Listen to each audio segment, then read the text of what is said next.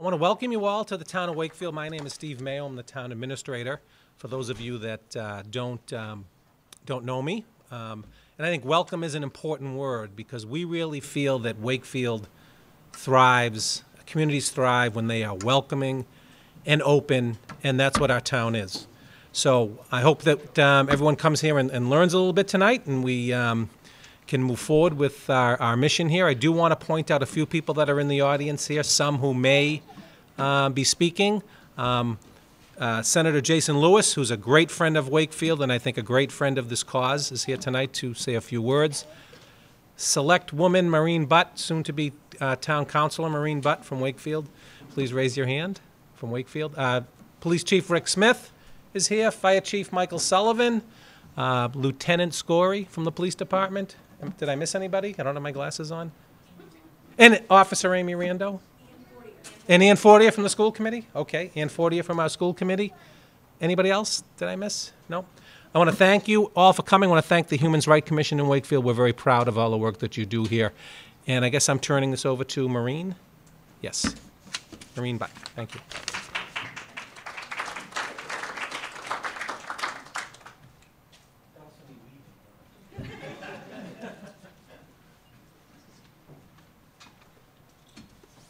So Steve just said most of what I was going to say anyway.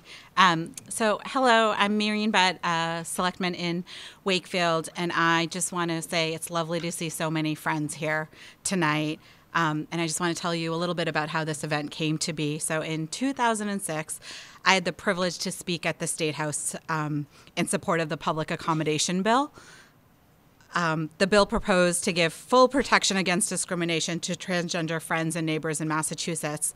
And at the time, and still, I was working at Rosie's Place, the oldest women's shelter in the country. We assist all self-identifying women, including a growing number of trans guests. And I was asked to testify about how a shelter, which is considered a public accommodation, how we never had issues in serving our mission of providing unconditional support to all. I witnessed Mimi LeMay and her family advocate for the bill. I was proud the day our legislature sent the bills to the governor's desk, and even prouder when the Governor Baker signed the law. As we all know, within a couple of weeks of passage of the law, the opponents organized, and they were able to get enough signatures to have a repeal of the law on the 2018 ballot. And so once I found that out in January, I met with our town administrator, Steve Mayo, and with our police chief, Rick Smith. They both actively have been working on making Wakefield a welcoming and safe community for all our residents. So we decided to meet with our town's Human Rights Commission and ask them to host an environmental and educational forum with Freedom Massachusett. And within a few weeks of the collaboration, this event was organized. And we're really hoping this is the first of many events that we're going to have in our town, in our community. So as a selectman, I welcome you all to Wakefield. Thank you for coming tonight. And I really thank you for coming to learn more about this issue and standing up for the vulnerable amongst us and learning what we can do in November. And now I'd like to just introduce Police Chief Rick Smith to talk a little bit about what he's done to make Wakefield a welcoming community.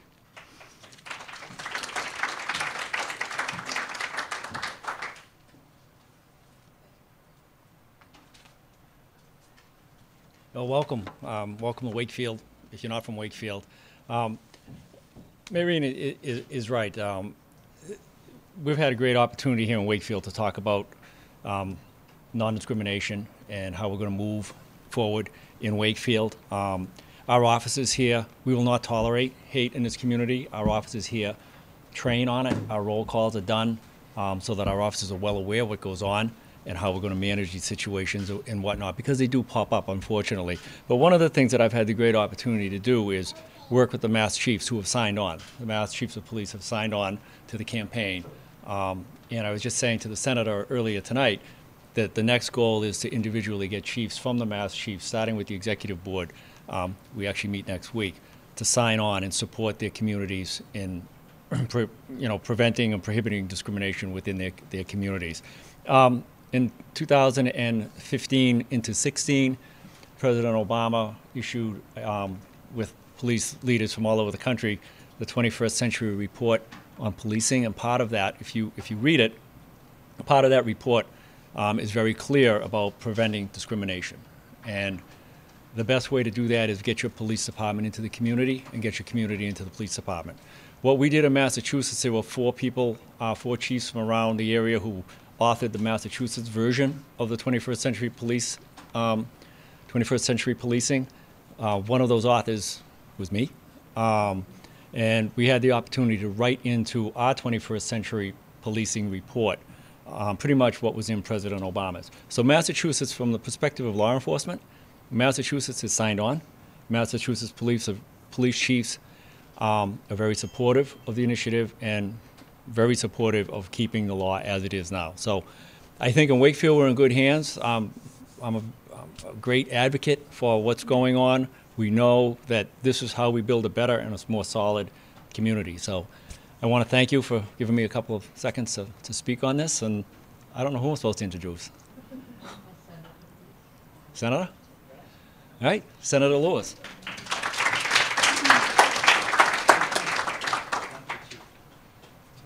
Good evening, everyone. I'm State Senator Jason Lewis, and I'm just thrilled to see the good turnout tonight, even with this bad weather. I too want to say thank you so much to Marian, to Steve Mayo, to Chief Smith, to the Human Rights Commission, and of course to Freedom for All Massachusetts for holding the event tonight and for bringing everyone together. This is such an important campaign. You know, Massachusetts is often viewed as a very progressive state, as a blue state. But I can tell you, as Marian said, this struggle to get to where we are today has been many, many years in the making, more than a decade. I started getting involved when I first was in the legislature back in 2008. I was a state representative at the time. And thanks to the incredible advocacy of transgender individuals themselves, you know, many of whom have had to take on great risk to come forward and to advocate. And I met many of these folks, you know, in my time at serving in the state legislature. And I've been so inspired by them and their efforts and advocates on their behalf and civil rights leaders and legislators.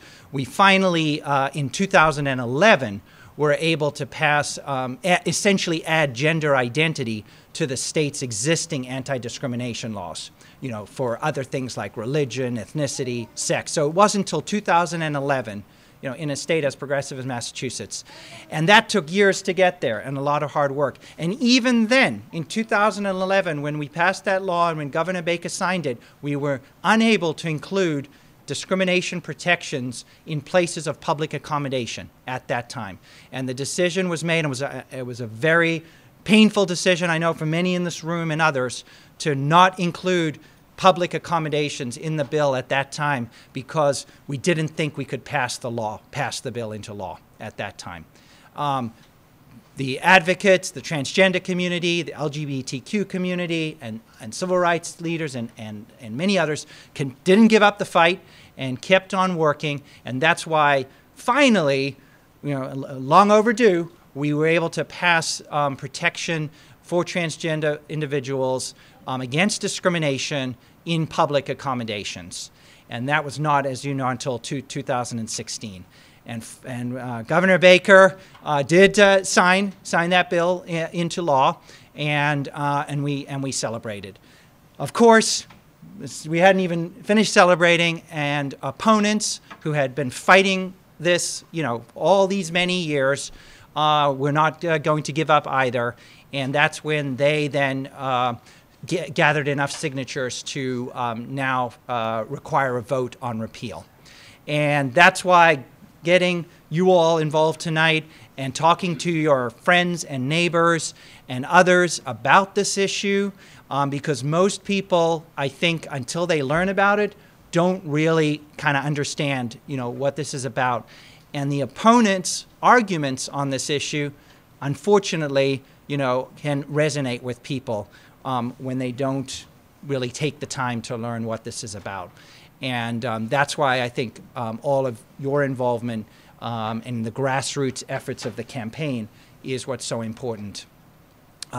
Just in conclusion, I recently was speaking to the executive director of Mass Equality. We were on a panel together at the State House earlier this week, and I asked how things are going, and I mentioned I was going to be at this event, and she told me that in recent polling on this issue, and asking voters how they plan to vote in November, it's actually very close, and I was just kind of shocked to hear that, and it was just a reminder once again that this is not something that we can take for granted in the slightest, and that's why it's important to get educated, educate others, and make sure that we protect these laws that we have in place that are so essential to the safety of some of the most vulnerable people in our community. So congratulations to everyone tonight, and thank you for being here. I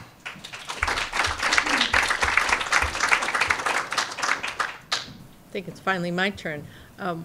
Welcome to all of you distinguished guests on our panel and in our audience. My name is Pina Masciarelli, and I am on the Wakefield Human Rights Commission. In the Wakefield community, we have individuals and family and friends and neighbors in our community who are proudly transgender and gay. Also, within our schools, we have transgender and gay students who are proudly members of the Galvin Middle School and Wakefield High School, where we have active gay-straight alliances. And in our community, we celebrate their membership. We celebrate them as part of our community, and I think some of them are going to try to be here tonight, although I haven't seen that force coming through the door just yet. But when the high schoolers come in, you'll definitely know. So I would like to introduce our panel, and starting here with Anderson. If you'd like to introduce yourselves, please. Just introduction? Yeah? Yes. And should I? Name and pronouns required. Oh, okay. So my name is Anderson Clark. My preferred pronouns are masculine pronouns, he, him, his. He, him, his, masculine pronouns. Then my name is David Topping. I'm the field director for Freedom for All Massachusetts, and my pronouns are he, him, and his. Hi everyone, I'm Karina Patel. I'm the Coalition Director for Freedom for All Massachusetts, and my pronouns are she, her, and hers. And would you like to tell a little bit about yourselves? Or Let's just I'll launch. give it to you first. We can just go right. I think we can just go right into it. I think we're going to start with Anderson tonight. So. Hi. So I want to make sure everybody can hear me. Is everybody? You didn't hear my name? My name is Anderson. My pronouns are masculine pronouns. Okay. So I am here because I am the transgender person on the panel today. I'm here to tell my story and how the public accommodations bill affects me. And so just to give you a little background, I'm from the Midwest. I've lived in Massachusetts since 1998. I do cancer research at a pharmaceutical company not too far from here. So I just came over here after work tonight. And I was born female. I grew up female until about and I lived as a woman until the age of 50 when I transitioned. First I transitioned socially, which meant that I legally changed my name, and I started living as a man. And then several years later, I transitioned medically. And at that time, after I had changed my name, but before I had medically transitioned, I was rather androgynous in appearance. So I could be in a room and two different people in the room, one might think that I was a man and one might think that I was a woman. And that's where I was comfortable at the time. But other people weren't necessarily comfortable. And there was one time in particular, I mean, I could tell you a number of stories, but there was one time in particular I was with a friend and we were in Hull and we were enjoying the beach, and we went down to see the windmill, and we decided to grab a bite to eat, and it was kind of late on a Saturday night, and we stopped in one of the restaurants in Hull, and my friend was transgender as well. We were fairly similar, actually, in appearance, and we were denied service. We weren't served, even though we sat there for quite some time, And then it got kind of scary because we could hear the people around us talking about us. And it got a little bit louder, and the conversation amongst the patrons and the wait staff became, I don't know, it was very uncomfortable. They were clearly speaking about us in very unfriendly terms, so we left. So I think we would like to assume that in Massachusetts there's no discrimination, but that's really not reality. And so we need this law. We need it to stay intact. And, you know, I'm just one person. There are plenty of other stories out there that are even, I would say, worse than this one. So thank you for your attention. Thanks.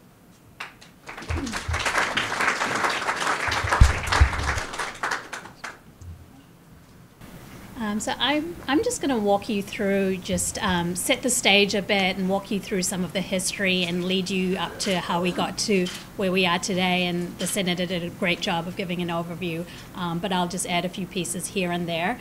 And then I'll turn it over to David to talk about what you specifically can do to help uphold this law at the ballot. So Freedom for All Massachusetts, so we're a campaign, and our governing body is a group of these organizations, many of which you've heard before: the ACLU, the Mass Transgender Political Coalition, Mass Equality, GLAAD, Human Rights Campaign. So all of these organizations are kind of leading this effort to help uphold the law. So you can see when you look across the country, there are, if you look at the red states, those are the 18 states that currently protect transgender people in 3 areas, so public accommodations, housing, and employment. And I'm pleased to report that New Hampshire is on its way to being the 19th state. Their House passed legislation a few weeks ago. Will then go on to the Senate, but we expect New Hampshire will be the 19th state. The gray states that you see have no explicit protections for transgender people. So we still have a lot of work to do across the country. And this is a snapshot of the anti-LGBT legislation that was filed across the country last year. So we're up, transgender rights are under attack all across the country.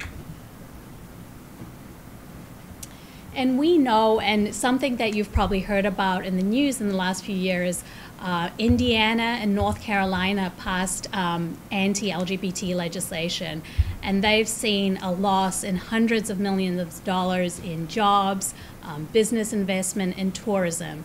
So we know that the economic impact of enabling discrimination is real.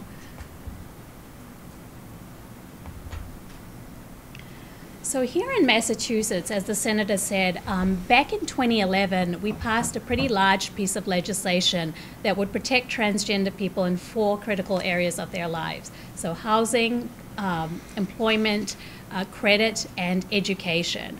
But not included in that, because, as the Senator alluded to, we didn't think it would pass, were protections for transgender people in public accommodations. So public accommodations are pretty much everywhere we go every day. So coffee shops, hotels, restaurants, retail stores, hospitals, libraries, stadiums, you name it. And it also includes sex-segregated facilities such as bathrooms and locker rooms. And we had been trying to pass this public accommodations piece for over 10 years. But we knew that, us advocates knew, in order to get this missing piece passed, that we had to do something really different. But we didn't want to give up. So after 2011, us advocates, we kept working, and in 2015, we launched the Freedom Massachusetts campaign. And the main goal of that campaign was to pass legislation that would protect transgender people in these public places. And as, again, I mentioned, we knew we had to do something different. So we set out to build a very broad bipartisan coalition. And we knew, in order to get the attention of the legislature and Governor Baker, that building business support was going to be key to getting this done. So that's what we set out to do, starting in summer of 2015. Harvard Pilgrim Healthcare, Google, and Eastern Bank were the leading businesses behind this effort. And, you know, after those businesses came on, the business support really steamrolled, and there was a huge turning point in the campaign when the Greater Boston Chamber of Commerce, the Mass Hospital Association, and numerous other businesses joined in support of passing this law. So I think people started to pay attention. This started to get momentum. You may have seen a lot in the media about this. There was also these things going on in other states, such as North Carolina, and there was a lot of pressure on Massachusetts. We can't be North Carolina. And this is just a sample of the business support we had. So, you know, really big businesses, Microsoft, Facebook, PayPal, Twitter, and then local businesses in Massachusetts as well. And I just mentioned the business piece, but we built support across all different stakeholder groups. And these, the advocates, they really stepped up at really critical points in the legislative process. So we had a hearing that went on for hours, and I'm sure the senator may remember it, but it was in Gardner Auditorium, and I remember I was only able to make it there at like 7 or 8 at night, and it was still going on from 1 o'clock. So we had numerous advocates there. We had a lobby day with over 200 participants. We had many transgender people that went to the State House and shared their stories with legislators and the governor. We had a lot of events in the community, but all of the collective efforts of this coalition that we built put pressure on the legislature and the governor, and in July of 2016, Governor Baker signed this into law. And as Marian mentioned, you know, literally just a couple of weeks after, our opponents were successful in collecting the minimum number of signatures they needed to place this on the ballot. So something I want to point out is this is a voter referendum. This is a ballot measure to repeal an existing law. So the requirements are different from some of the other ballot measures you're hearing about. So this ballot measure to repeal the law qualified back in October of 2016 to appear on the November 2018 ballot. So we know for certain it will be on the ballot. It's not like some of these other ballot measures you're hearing about that are still in contention and the legislature has a chance to kind of weigh in on them. This for sure will be on the ballot in November 2018. And you know, shortly after the opponents qualified for the ballot, we knew we still had work to do. So this is an example. This is what our opponents at the national level did. This is what's called a free speech bus, and it toured around Boston. It went to the State House. But the good thing is that we were ready to respond. So Boston Mayor Marty Walsh and the Boston City Council that day raised the transgender flag in City Hall, saying, you know, not here. So that brings us to today. So I mentioned we built a really robust coalition during the legislative campaign, and we reached out to this coalition of over 750 partners, and it includes businesses, faith leaders, safety advocates, public officials, unions, universities, cities and towns, and all of New England sports teams. And we said that our work is not done. We can't just end our work. We need to band together one more time and help protect the law that we got passed. So my role as coalition director is reactivating this coalition, and this time to uphold the law. So there are three main areas that we are using coalition partners. So one area is funding. You know, businesses were really important messengers during the legislative campaign, but we're asking businesses to help fund this campaign. We have $8 million that we need to raise to win. We know our opponents will put some really effective ads out there, and we're going to have to spend a considerable amount on paid media to compete with on the airwaves. So businesses will have a key role in helping fund the campaign. Another key area is spokespeople. So we know that some of our top messengers on this issue are safety advocates, so law enforcement, sexual assault, domestic violence, and women's organizations, as well as parents and teachers. So we're working with certain coalition partners to serve as spokespeople on this issue. And the third area is field. You know, this is going to require a robust field effort. So we need certain coalition partners to really help us with door knocking and phone banking, and David will kind of speak more to that.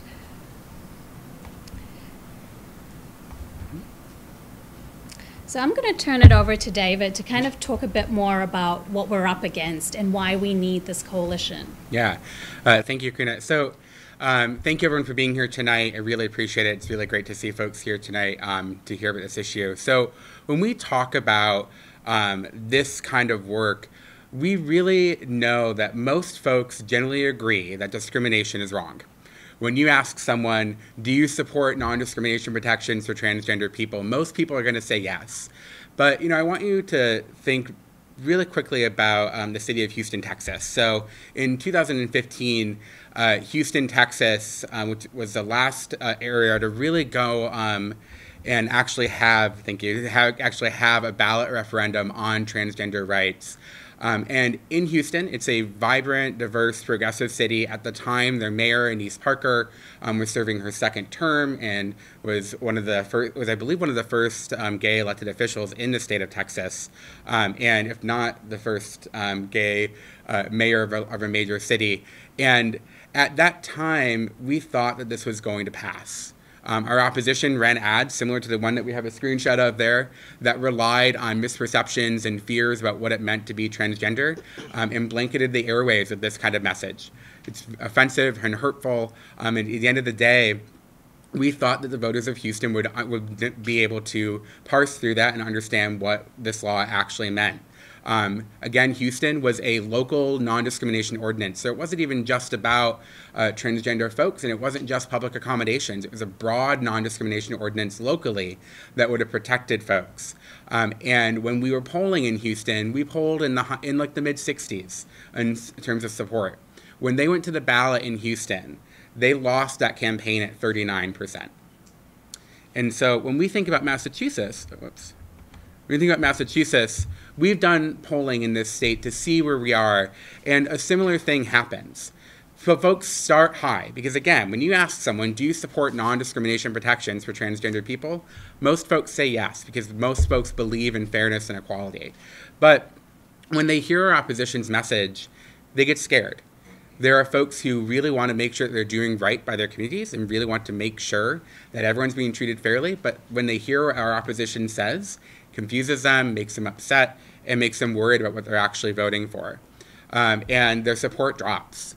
What we found is that even though our support in Massachusetts does start high, like the senator said earlier, even though things do start high here, it drops enough to make this a very close race. So when we hear our opposition's message, we know that that is something that does resonate with folks, and we work to bring them back. And so to be able to really talk through what this campaign does and what we do as a field team, we talk to folks at their door and over the phone about this issue and about our opposition's message. Actually, right now, there are 3 phone banks happening throughout the state, calling folks, talking about non-discrimination protections for transgender people. When we talk to folks, we process through our opposition's message and really discuss it with them. We call this public education. It's really about helping folks understand what it means to be transgender and why these protections are so important.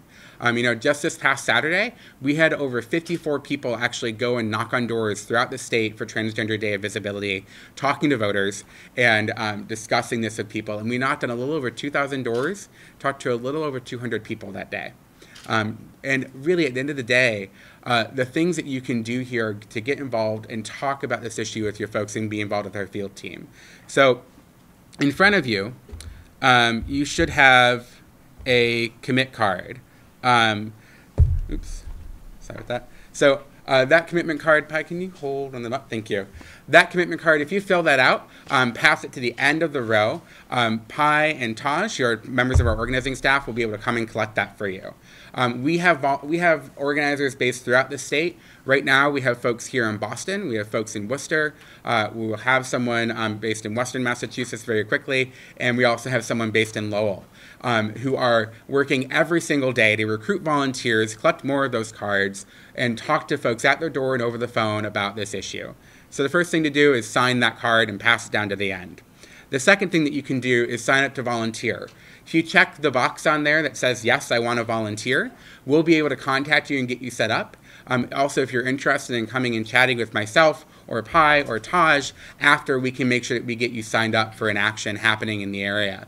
You know, at the end of the day, we need hundreds and hundreds and hundreds of people around the state to be a part of this campaign, and really talking to their vote, talking to their neighbors, talking to their friends, talking to their family about why this is important.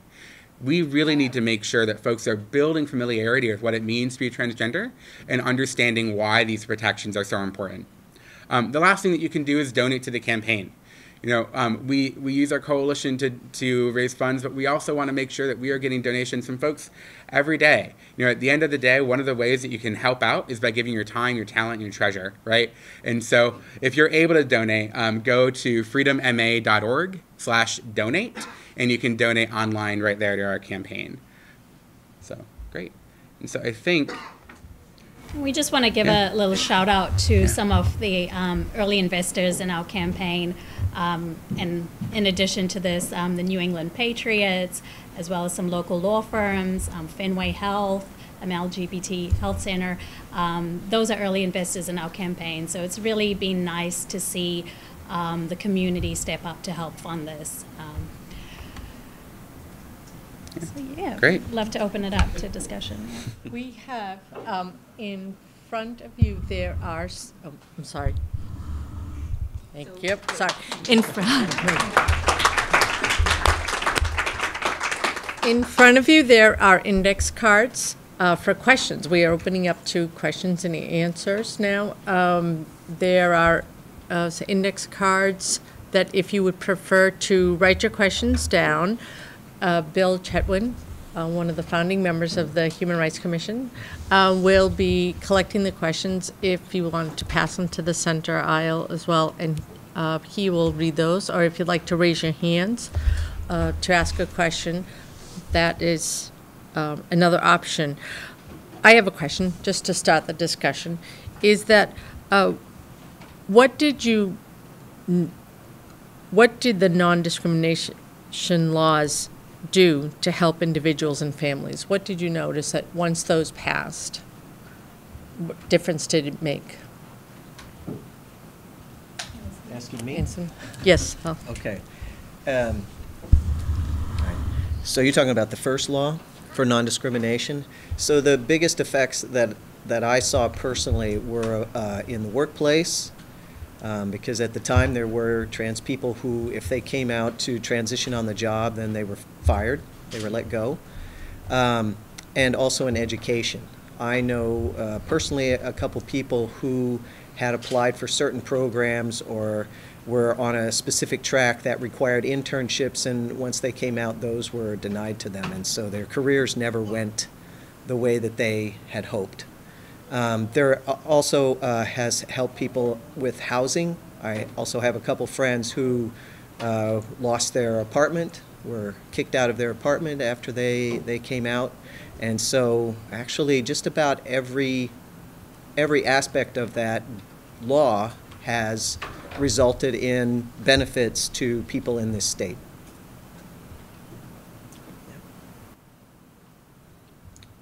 Francesca. Why are schools not considered part of the public accommodations?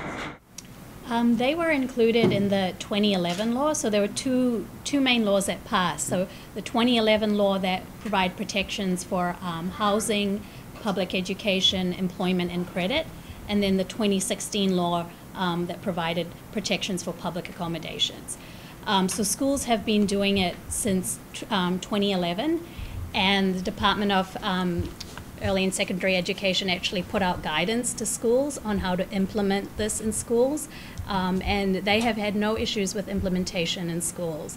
And in fact, we have a lot of support from the education community, the PTA, school committees, superintendents as well. But just to be clear, this ballot measure seeks to repeal just public accommodations. So it's just that piece. And it's something that our opponents specifically targeted. They want to make this about bathrooms. And I do want to point out that we are the first state in the country to put transgender, repealing civil right from transgender people on our statewide ballot. We are the first state. And what happens in Massachusetts has huge implications for the rest of the country. If opponents of equality can win here, they could win anywhere in the country. So there's a lot at stake. And there's actually a Politico article from last week that kind of describes Massachusetts as a battleground on this issue. Ann? I'm just wondering how or why there isn't a mechanism to prevent the majority from voting on rights of the minority. That part I just can't understand why that is allowed in a way. I guess it's because we're democracy, we can do whatever. Senator, you're not answering that. When it comes to the initiative petition process, where citizens put forward, there are limits on what they can do. But in this case, it's basically they're trying to repeal a law that we passed, and unfortunately, the state constitution, written in 1780, allows for, if a law is passed, a certain number of signatures are gathered, that law can then be put to the voters for repeal. It doesn't allow all types of laws to be put out for repeal. For example, if there's any appropriation, then it cannot be repealed. So I wish when our Constitution was written by Sam Adams and who are the other two? I can't remember their names now. But when it was written, that they had included something like what you suggest, that if it's a civil rights issue, then it shouldn't be subject to repeal, but sadly that was not the case.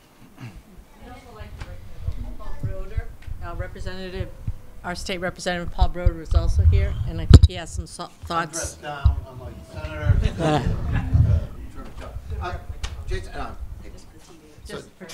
Jason hit the nail on the head. So there's a lot of different ways to use the initiative petition process, depending on what you're trying to accomplish or what you're trying to repeal.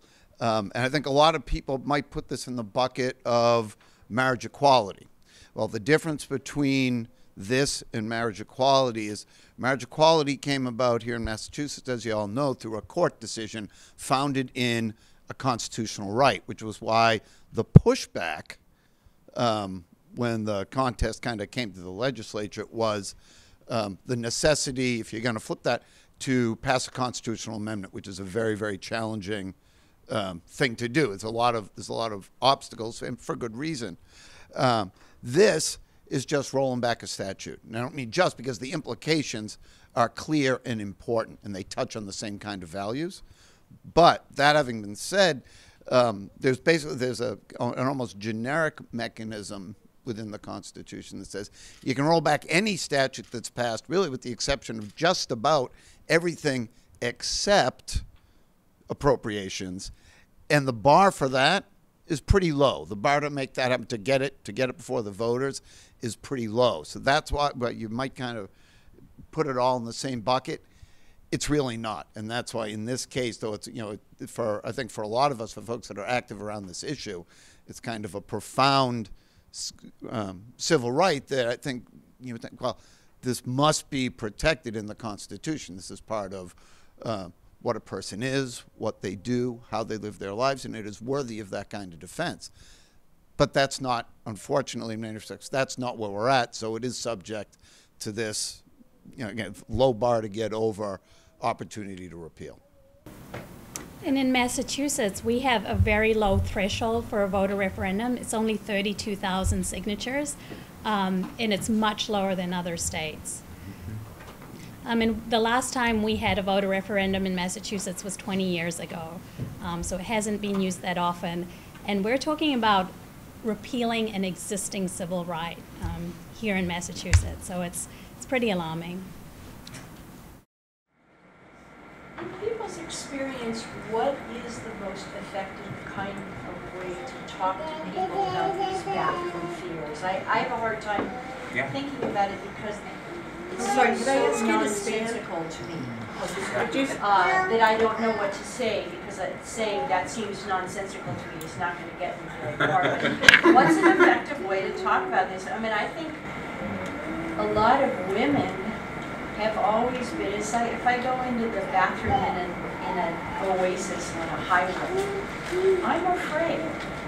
And I'm not afraid of transgender people. I'm afraid of men as men. So what works with people to get past this fear that involves boundaries and orifices and everything else, which is where we feel things deeply. I have a hard time thinking through what I could say to someone that would connect to them in a way that's respectful but effective.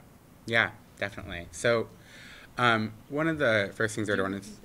Yeah, definitely. So the question was, how do we actually talk to folks about these issues and have them understand why they should be voting to uphold this law? So when we talk about this, first I really want to recognize and echo something you said as you were talking through that question, which is that there are very real fears for some folks about going into a public restroom, right? That is a very real thing, and that does exist for some folks. But when we're talking about this law, there's a few things that we want to do. So first of all, we want to recognize that everyone is coming from a space where they want to be treat everyone else fairly and equally. No one comes through and says, I want to make sure that this group of people is not okay, right? So when we're talking to folks about this, most people are just conflicted and don't really understand what it means to be transgender and why these are important. The second thing I would say is that we want to reiterate that what this law does is update and modernize our laws to include transgender people and protections for public accommodations. You know, there are 18 states and over 200 cities across the country that have passed these protections and have seen no uptick in public safety incidents in a bathroom. And the last thing is just reminding folks that at the end of the day, going into a restroom to harm someone or to sexually assault someone is still illegal under this law. It doesn't change anything, right? And so those are like the fact-based pieces. The other piece is really connecting with folks on values about wanting to be treated fairly and equally and reminding everyone that we all care about safety and privacy. At the end of the day, if I'm going into a public restroom, I just want to make sure that it's clean and that that it's going to be okay, right? That's what I care about. I don't care about who's in the stall next to me. And so it's really about having those conversations with people and being able to give them a space so they can really talk about it with you and understand that. Does that answer your question? The other thing that I'm always tempted to say is chances are very high that you've been sharing restrooms with transgender people all this time and you didn't even realize it. And probably have. You're still alive.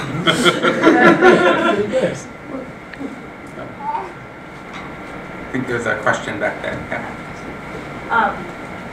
Sort of along a similar line, I think one of the communication challenges we have in Massachusetts is that sense that it can't happen here.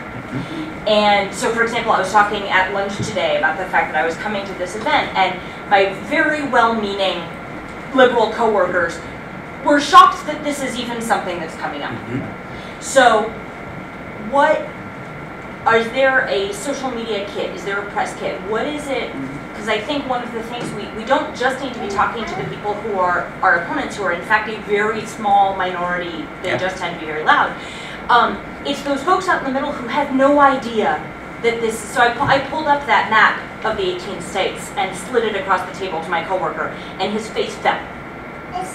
And we need that because I think that complacency can so easily be just as damaging as overt action. Definitely. You can find all of that information at our website, furthermassachusetts.org. And if you go on there, you can find all of that information and be able to understand different pieces of it.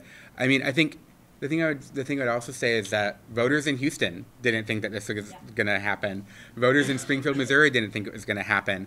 I really hope that voters in Anchorage, Alaska tonight they're currently voting on a potential repeal of a non-discrimination ordinance. I really hope that they're right, that it's not going to happen in Anchorage. But you never know what's going to happen until it does. And, right now, we see that folks are, there are people who don't understand what it means to be transgender. There are people who don't understand why this is important and who get very afraid about what this law could do if they don't understand its importance. And so there are definitely people, even in Massachusetts, who don't understand and aren't there. So, just a comment.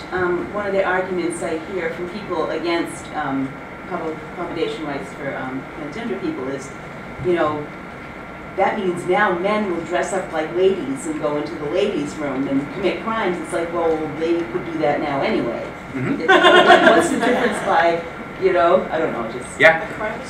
Yeah. Again, it's still illegal under this law. Going into a restroom or a locker room to harm someone is still illegal under this law.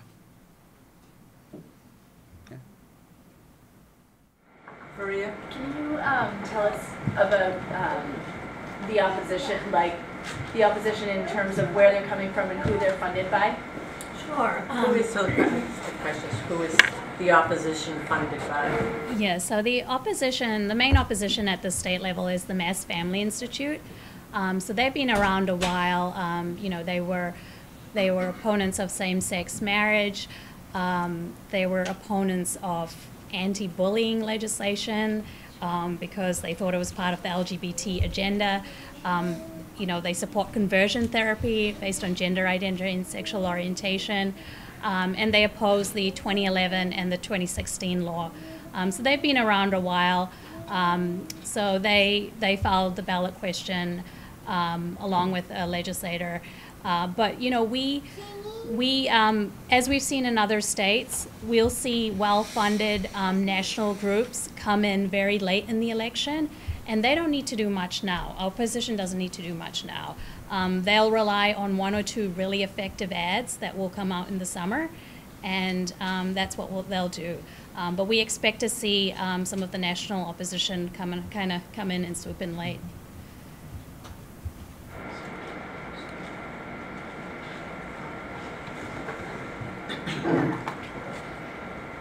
Other questions? I know sometimes it just can be tricky. People don't know, am I voting yes, am I voting no? How is the question actually worded? Is it? Yeah, so we are 100% sure we are the yes vote. So we're voting to uphold the law. So that's something we know of. How the exact language will read is still in progress. We will soon find that out.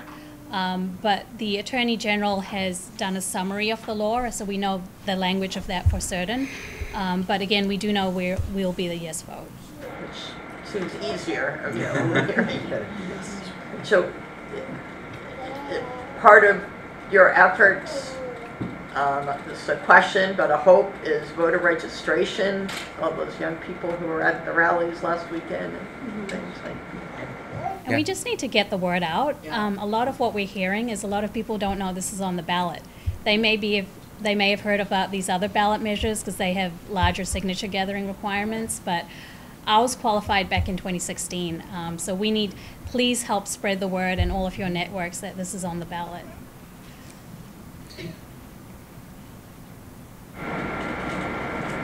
Yeah. Chief. I think it's very important that we initiated Freedom of Massachusetts embracing law enforcement. And the reason I say that is, we all know that law enforcement is still a male-dominated profession. There's a lot of testosterone in the locker room, in the police station.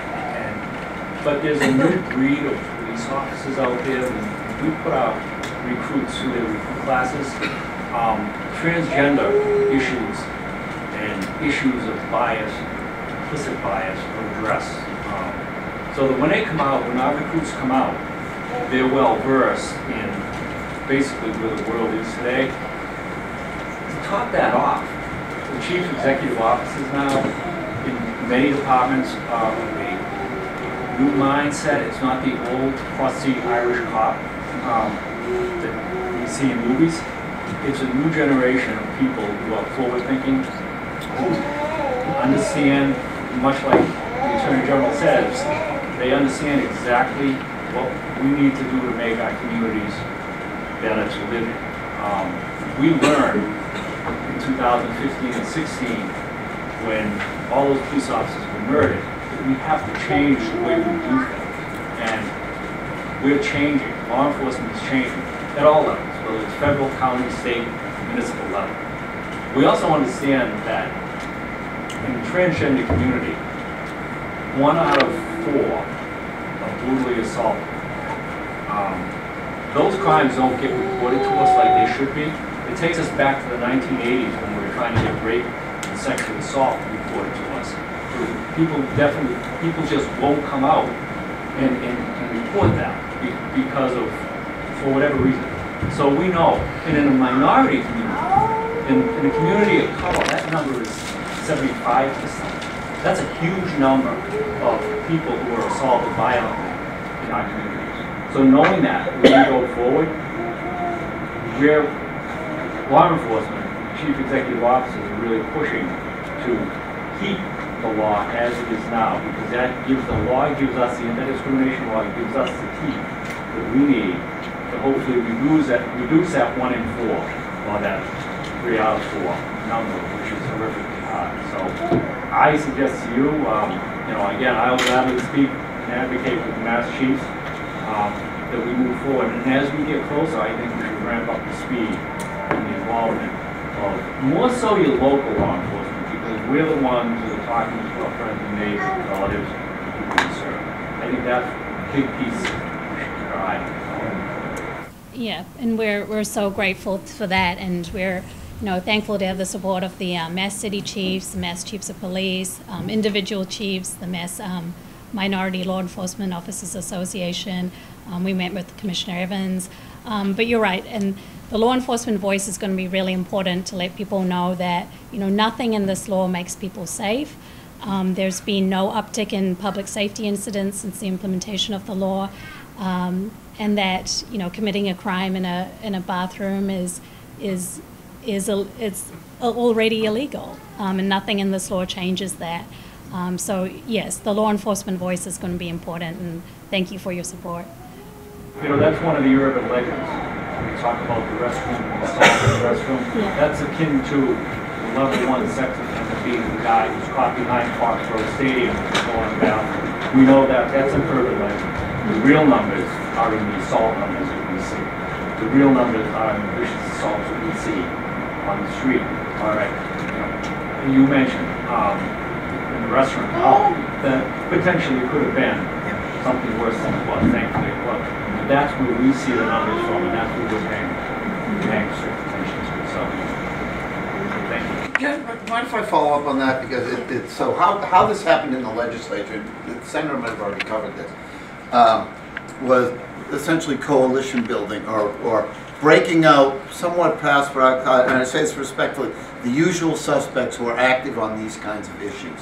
And one of the real game changers in the legislature, this was not something, though the ultimate vote was overwhelming, it was veto-proof in both chambers, the growth of the coalition was critical. The business community was critical, but law enforcement was critical too. There's a rep, Paul Tucker from Salem, who used to be a chief.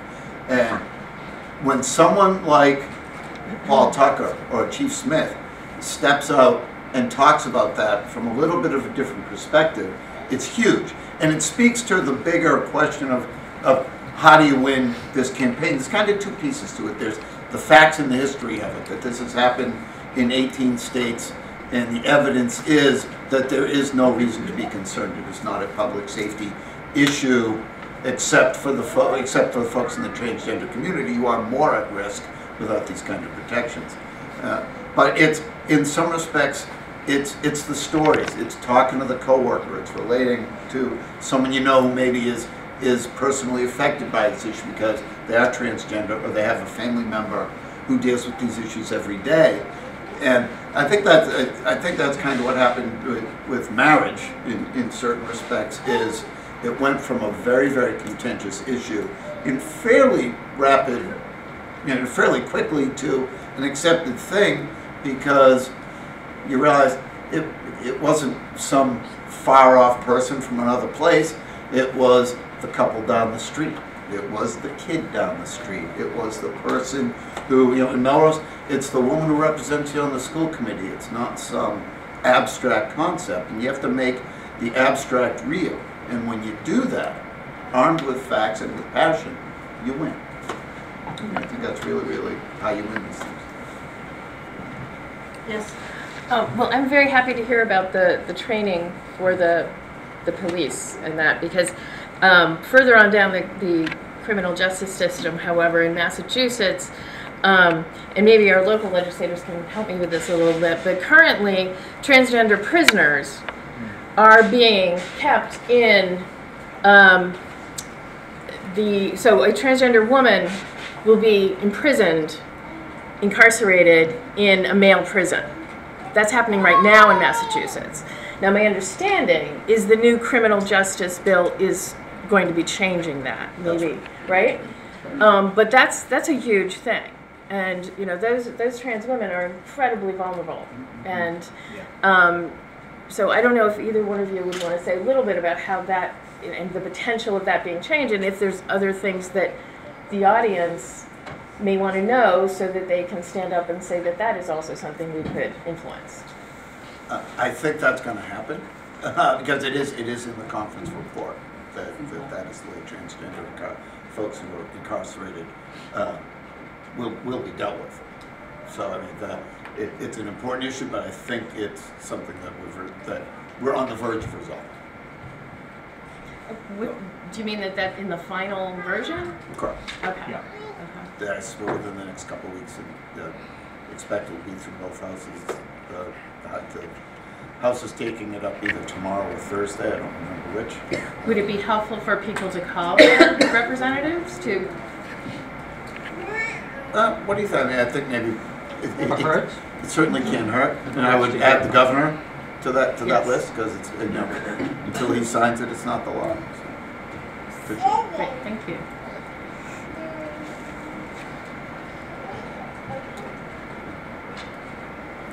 Are there any other? I'll just add two quick thoughts. Just two quick thoughts. One is, just to this is common sense, but I mean, we're playing defense here, but that doesn't mean we don't have offense as well. I mean, there are many different ways that members of the transgender community or the LGBTQ community are still suffering and are marginalized in many ways. Suicide rates, assault rates, all kinds of things in the example you gave. So, it doesn't mean that the work for any of us should stop here. This is just one more milestone, in this case, that we need to defend and then continue on. The struggle continues. But the other point I wanted to there's something you made, but I want to just underline this, because this is what makes me really nervous. The Mass Family Institute that's sort of has led this charge in our state, they fortunately are not a very strong organization in the state. They have some members, they do lobby on Beacon Hill, but they're not a force to be reckoned with. But that's not who we're up against here. Because, as was said, this is the only question of its kind that will be on the ballot in November when we have the elections all around the country. This is the only place that essentially a transgender rights issue, maybe even LGBT issue, I'm not sure if there'll be others, but certainly in terms of transgender rights issues, it'll be the only state in the country where this is on the ballot. So all of these well-funded forces that oppose transgender rights, oppose gay and lesbian rights, are going to be flocking to Massachusetts to try to secure the repeal, and they have a lot of money. So that's why we really need to rally and work very hard to make sure we defend the law. And there was a quote in this Politico article from the president of the Mass Family Institute, and they also recognize the national opponents and the national implications. So in his quote, he said, you know, if we can stop the transgender rights movement here, we can stop it anywhere. And we're saying, you know, the same thing on our side. So we both recognize the national implications of this. And I want to be clear right now, if you're thinking about, oh gosh, this is really overwhelming and I'm really worried about what's going to happen, there are things that you can do. You sign the postcard and you pass it down the end of the aisle, Taj and Pai will collect it from you. You come in and volunteer with us. We have ways for you to knock on doors. You can call folks. You can do volunteer recruitment with us. You can collect postcards. You can even phone bank from home if you go to our website, and we can help you get involved and train you. We do canvassing, so knocking on doors every single Saturday at 10:30, all throughout Boston. So if you're interested in getting involved, please let us know. If you want to collect postcards from your local folks, and you're interested in talking to your local network about this issue, feel free to chat with me, Taj, or Pai afterwards, and we can help you out. And the last thing is donating to the campaign. We have a strong coalition, but at the end of the day, this campaign can only win if every single person is moving forward. You know, we have 40 people here in this room tonight. If everyone in here gave just a little bit and signed up for one volunteer shift, we would be even closer to being able to win at the end of the day in November. Yeah? So, first of all, thank you for taking the time to come here and educate our community on this issue. I'm just wondering, once we protect this law, and we will make sure that happens, what can we in Massachusetts do to make sure that similar laws are passed in the remaining 31 states? Especially because we are from Massachusetts, what is the number one thing we can do? So, I mean, I would want to lift up some of our national coalition partners in some of the state LGBTQ equality groups that are in those areas. You know, I've been working on non-discrimination issues for the past 10 years in about 7 different states. I was most recently in Texas working on a campaign against anti-LGBT legislation there. Freedom for All Americans is one of our national coalition partners. They are an organization devoted to passing non-discrimination protections across the country, and so getting involved with them is a great way to start. We also have organizations like the Human Rights Campaign and GLAAD, and locally here in Massachusetts, getting involved with the Mass Trans Political Coalition and with Mass Equality to further issues here in Massachusetts and work in other spots across the country is one of the best ways to kind of start getting involved. Yeah. Any other questions? Yes, Ann? I just wanted to sort of comment that we're all, many of us here are privileged because we may not have suffered from a lot of the abuse and the trauma, you know, that folks have gone through as transgender folks. And from that place of privilege, we are in a great place for advocacy. So although we are, I'm grateful and happy that trans folks are advocating, but we're the ones responsible for that. We have to be the ones advocating and using our privilege to support them. And it can be small, as Paul had mentioned, you know, talking to your coworkers and community members, and, because it's really important that we don't rely on you guys or on, you know, the people who are most affected. And, you know, there are folks across the state right now doing this kind of advocacy work. We have teams literally from Pittsfield to Lowell working every single day, knocking on doors, talking to voters, recruiting folks to help out, building teams. And those teams are trans folks and cisgender folks. Those teams are straight folks, are LGBT folks across the board. They're people who are trying to make sure and understand that everyone in this state deserves fairness and equality. And so, again, I think the main thing I would say is making sure that you're filling out the card, making sure that you're filling out all your information on that card so we can contact you and let you know about events that are going on, and getting involved. If everyone here did one volunteer shift before October, that's a lot of work that we could do here. So, yeah. Before we end, There are some really delicious Massachusetts-shaped cookies sitting out there to help you remember to volunteer. So please take one. Thank you, Julie Smith-Galvin, for making them. They're right out here. And coffee, too, to help you with your mingling. So take a cookie. It'll give you lots of brain power and energy to volunteer. And if you have any ideas or anything else that you would like to suggest to the Human Rights Commission, there are many of us here tonight. There is Amy Rando here. Maria Moody is here. I think I saw Rich Greif leave. David Watts is right here. Bill Chetwin, of course, and Talat Aman is here. And did I miss anyone else? Oh, and Eric. Eric goes to every meeting, so he is part of our group. So thank you. Thank you very much. Thank you, everyone, for coming.